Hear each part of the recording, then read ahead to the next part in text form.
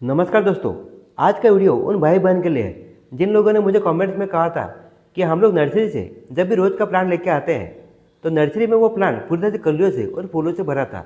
पर जैसे ही उसे हम लोगों ने हमारे गार्डन में जब गमले में शिफ्ट किया तो उस प्लांट की जो ग्रोथ है वो अच्छी तरह से हो नहीं रही है और इसी के साथ साथ इसमें कोई भी कलियाँ या फ्लावरिंग नहीं बन रही है। तो देखिए दोस्तों, जब भी हम नर्सरी से कोई प्लांट लेके आते हैं और उसे हमारे गार्डन में जो गमले में शिफ्ट करते हैं तो उसमें कलियाँ आनी बंद हो जाती है या जो कलियाँ आती है वो बहुत ही कम मात्रा में आती है। तो देखिए, इसके दो तीन रीज़न हो सकते हैं और सभी रीज़न के बारे में हम डिटेल में बात करने वाले हैं। देखिए, अगर आप नर्सरी से रोज़ प्लांट लाना चाहते हैं या ला के आपने रखा है और इसे गमले में शिफ्ट करना चाहते हैं तो दो तीन बातों को आपको हमेशा ध्यान रखना होगा। अगर उन बातों को आप फॉलो करेंगे और जैसे मैं आज आपको जो सॉइल मीडिया बना के दिखाने वाला हूँ उस सॉइल मीडिया को अगर बनाकर आप रोज़ का प्लांट लगाते हैं तो आपके गार्डन में कभी भी रोज संबंधी कोई भी समस्या नहीं आएगी।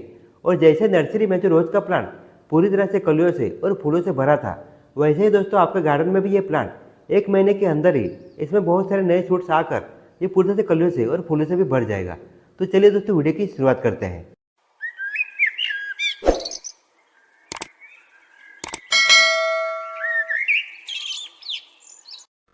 देखिए दोस्तों, हम लोग जब भी नर्सरी में जाते हैं और नर्सरी से कोई भी प्लांट बाय करके लेके आते हैं तो ज़्यादा करके उस प्लांट को हम लोग बाइक पे ही लेके आते हैं। और देखिए, जब बाइक पे हम लोग प्लांट लेके आते हैं तो वो प्लांट हवा के कारण हिलता रहता है और उसके जो रूट्स है दोस्तों वो डिस्टर्ब हो जाते हैं। तो देखिए, नर्सरी से कोई भी प्लांट लेके आते हैं तो सबसे पहले आपको उसे छाँव की जगह में रख देना है। और जैसे मैं आपको दिखा रहा हूँ इस तरह से पॉलीथीन के थैले के ऊपर ही आपको इसे हल्का सा दबा देना है। अगर मिट्टी को आप दबाते हैं तो जो रूट्स दोस्तों हवा के कारण हिल चुके थे वो वापस सेट हो जाएंगे। इसका आपको हमेशा ध्यान रखना है। देखिए, दूसरी जो मेन बात आती है कि नर्सरी से कोई भी प्लांट आप लेके आते हैं तो तुरंत आपको गमले में शिफ्ट नहीं करना है। देखिए, नर्सरी में जो टेम्परेचर था और हमारे गार्डन का जो टेम्परेचर है इसमें काफ़ी डिफरेंट होता है और हमारे प्लांट को उस टेम्परेचर से ही टेम्परेचर में दोस्तों सेट होने में कम से कम 4 से 5 दिन चले जाते हैं। तो उस टाइम तक आपको उस प्लांट को छाँव में रखना है और आपको जैसे 5 या 6 दिन कंप्लीट होते हैं उसके बाद ही आपको गमले में शिफ्ट करना है। देखिए, नर्सरी से हम कोई भी प्लांट लेके आते हैं और इसे गमले में जब शिफ्ट करते हैं तो उसमें दोस्तों नई कलियाँ बनने के लिए कम से कम 1 से 1.5 महीना चला जाता है। और दोस्तों ये आम बात है, क्योंकि देखिए, जब कोई भी प्लांट हम लेके आते हैं तो वो छोटे से पॉलीथीन की थैली में रहते हैं, यानी उसे उसके जो रूट्स है उसे फैलने में जगह नहीं मिलती है। पर जैसे ही उसे गमले में शिफ्ट करते हैं तो फैलने के लिए यानी उसके जो रूट्स है उसे सेट करने के लिए काफ़ी समय चला जाता है, यानी 1 महीने के ऊपर चला जाता है। तो देखिए, जब उसके रूट सेट हो जाते हैं तभी वो हमारा प्लांट ऊपर से दोस्तों ग्रो करने लगता है। और जब तक इसके रूट्स ग्रो नहीं होते हैं यानी सेट नहीं होते हैं तब तक उसमें कोई भी नए शूट्स नहीं आएंगे, ना इसमें कलियाँ या फ्लावरिंग बनेगी। इसके लिए आपको थोड़ा वेट तो करना ही पड़ेगा। देखिए, इसके बाद जो मेन बात आती है वह है गमले की साइज़। आपके गार्डन में जो भी प्लांट आप नर्सरी लेके आते हैं सबसे पहले आपको एक बात का ध्यान रखना है, वो जो प्लांट आप लेके आते हैं वो परमानेंट प्लांट है कि सीजनिंग प्लांट है। अगर परमानेंट प्लांट है जैसे मोगरा का प्लांट हो गया, रोज़ का या गुड़हल का प्लांट हो गया, उस प्लांट को आपको कम से कम 12 इंच या 12 इंच के ऊपर जो साइज़ के जो गमले हैं उसमें आपको लगाना है, क्योंकि वो प्लांट आपके गमले में सालों साल गार्डन में बना रहता है। पर देखिए, जो सीजनिंग प्लांट है यानी उसकी आयु कम से कम 3 या 4 महीने की होती है। उस प्लांट को आप 8 या 6 इंच के गमले में लगाएंगे तो भी दोस्तों वो ग्रो कर जाता है। पर देखिए, जो परमानेंट प्लांट है उसे आपको 12 या 12 इंच के ऊपर जो पॉट्स है उसमें आपको लगाना है। और देखिए, ये जो पॉट्स है यानी गमले हैं ये सभी के सभी मैंने घर पे ही बनाए हैं और इसे किस तरह से बनाना है इसका भी वीडियो मैंने अपलोड किया है। अगर आप चाहते हैं तो दोस्तों देख सकते हैं और आप भी बहुत ही आसानी से अपने घर पे ही गमले बना सकते हैं।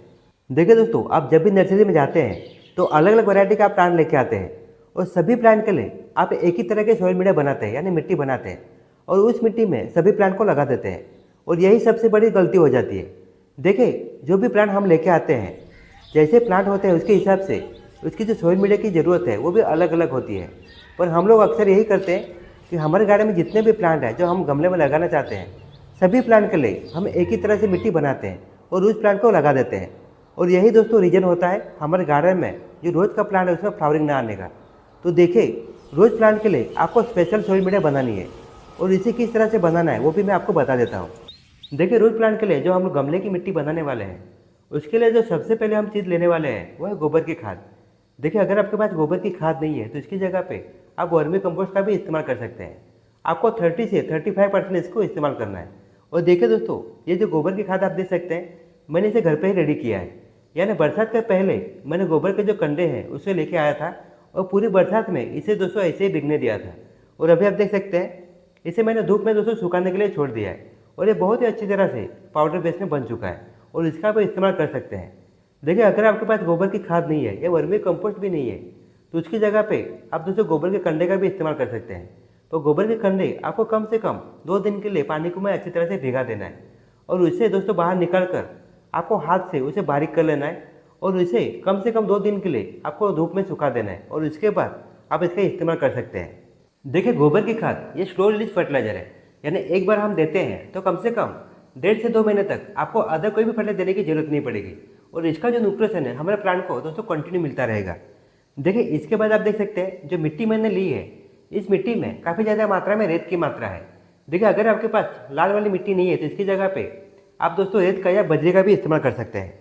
और अगली चीज़ हमें लेना है वो चावल का हस्क। देखिए चावल का हस्क आपके पास नहीं है तो अगर आप चाहते हैं तो कोकोपीट का भी इस्तेमाल कर सकते हैं। पर देखिए जो रोज़ का प्लांट है इसमें दोस्तों ऐसी मिट्टी हमें बनानी है जिसमें पानी होल्ड ना हो सके और कोकोपीट ये पानी को होल्ड करके रखता है। इसके लिए रोज़ प्लांट के लिए जो हम मिट्टी बना रहे हैं उसमें हम लोग कोकोपीट का इस्तेमाल नहीं कर रहे हैं। और देखिए दोस्तों चावल का हस्क का आप इस्तेमाल करते हैं तो हमारे जो गमले की मिट्टी है उसे सख्त होने से बचाता है। देखिए आप देखते हैं कि आपके गार्डन में जो भी गमले में लगे हुए प्लांट है उसकी जब मिट्टी ड्राई हो जाती है तो मिट्टी पूरी तरह से सख्त हो जाती है और किसी भी गमले की मिट्टी अगर सख्त हो जाती है तो उसमें कोई भी प्लांट अच्छी तरह से दोस्तों ग्रो नहीं हो पाता है। इसके लिए गमले की जो मिट्टी है उसे सख्त होने से बचाने के लिए आप कोकोपीट रेत या दोस्तों चावल का हस्क का भी इस्तेमाल कर सकते हैं। देखिए इसके बाद जो हम अगली चीज़ लेने वाले हैं वह है लकड़ी की राख। देखिए लकड़ी की राख में काफ़ी ज़्यादा मात्रा में पोटास की मात्रा होती है और इसी के साथ साथ इसमें एंटी फंगल और एंटी बैक्टीरियल के गुण पाए जाते हैं। तो इसके लिए आपके गार्डन में जो भी प्लांट आप लगा रहे हैं उस प्लांट को फंगस से या जो हार्मफुल बैक्टीरिया होते हैं वो बैक्टीरिया से बचाने के लिए हम लोग लकड़ी का राख का इस्तेमाल कर रहे हैं। देखिए अगली चीज़ हम लेने वाले हैं वह है गार्डन की या खेत की मिट्टी। देखिए हम लोगों ने इसमें 30 से 35% गोबर का खाद का इस्तेमाल किया है, 30% हम लोगों ने इसमें दोस्तों चावल का हस्क का इस्तेमाल किया है और इसी के साथ साथ आपको 30 से 35% नॉर्मल गार्डन की मिट्टी या खेत की मिट्टी को आपको ले लेना है। देखिए रोज प्लांट के लिए जो हम सोइल मीडिया बना रहे हैं उसमें कम ज़्यादा मात्रा में हम लीव कंपोस्ट का भी इस्तेमाल कर रहे हैं। देखिए अगर आपके पास लीव कंपोस्ट है तो आप इस्तेमाल कर सकते हैं या दोस्तों इसे स्किप कर देंगे या तो नहीं यूज करेंगे तो भी चल जाता है क्योंकि ऑलरेडी हम लोगों ने इसमें गोबर के खाद का इस्तेमाल किया है। तो देखिए दोस्तों रोज प्लांट के लिए जो हम लोगों ने जो सोइल मीडिया बनाई है और इसके लिए हम लोगों ने जिन जिन चीज़ों का इस्तेमाल किया है वो सभी चीज़ों को आपको अच्छी तरह से मिक्स कर लेना है। और देखिए इस मिट्टी को गमले में भरने से पहले जो गमले के जो ड्रेनेज होल है उसका आपको कवर कर लेना है ताकि दोस्तों बंद ना हो जाए। अगर वो बंद हो जाते हैं तो जो एक्स्ट्रा पानी वो निकल नहीं पाएगा और इसके कारण भी आपका जो प्लांट है वो खराब हो सकता है। देखिए सबसे पहले तो जो गमले की मिट्टी है उसको आपको गमले में 3 से 4 इंच तक आपको भर लेना है और जो प्लांट है उसे आपको रख के देखना है। वो प्लांट ज़्यादा ऊपर भी नहीं होना चाहिए और ज़्यादा नीचे भी नहीं होना चाहिए, यानी जब हम मिट्टी डालते हैं तो उस प्लांट को आपको अच्छी तरह से सेट करना है और उसके बाद ही आपको मिट्टी को भर लेना है। देखिए किसी भी प्लांट को अगर आप गमले में लगाते हैं तो आपको एक बात का हमेशा ध्यान रखना है, जो मिट्टी हम भरते हैं गमले में वो ऊपर तक यानी कट टू कट आपको नहीं भरना है।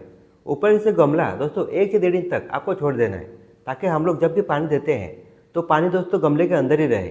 अगर हम लोग कट टू कट मिट्टी को भर देते हैं तो देखिए जो पानी हम देते हैं वो दोस्तों अंदर तक नहीं जा पाता है और ओवरफ्लो होकर वो दोस्तों बाहर निकल जाता है। इसके लिए आपको कम से कम 1 से 1.5 इंच की जो मिट्टी है वो आपको ऊपर तक नहीं भरना है, इसका आपको ध्यान रखना है। और देखिए दोस्तों जैसे मैं आपको दिखा रहा हूँ इसी तरह से आपके जो भी प्लांट है सभी प्लांट को आपको पहले गमले में अच्छी तरह से सेट करना है और फिर मिट्टी को आपको कवर कर लेना है। देखिए जो मिट्टी बनाने के लिए हम लोगों ने जिन जिन चीज़ों का इस्तेमाल किया है अगर उस चीज़ों का आप इस्तेमाल करते हैं तो कम से कम आपको 1 से 1.5 महीने तक अगर कोई भी फर्टिलाइजर देने की आपको ज़रूरत नहीं पड़ेगी और आपका जो प्लांट है उसमें कभी भी कलियर फ्लावरिंग की कमी नहीं होगी।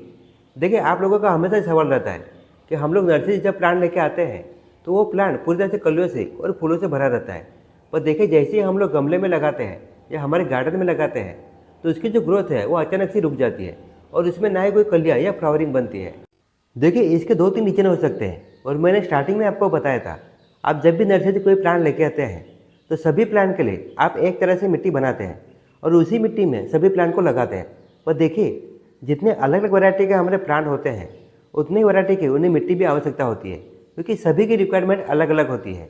तो देखिए जिस तरह से मैंने आपको दिखाया है इस तरह से अगर मिट्टी बनाते हैं और आपका जो भी रोज़ का प्लांट है जो नर्सरी से आप लेके आते हैं अगर उसे लगाते हैं तो देखिए 1 महीने के अंदर ही इसमें नए शूट्स आना स्टार्ट हो जाएंगे और आपका जो प्लांट है उसमें कभी भी कलियर फ्लावरिंग की कमी नहीं होगी।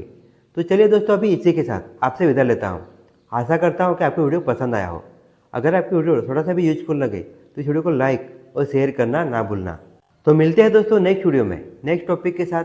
तब तक के लिए धन्यवाद।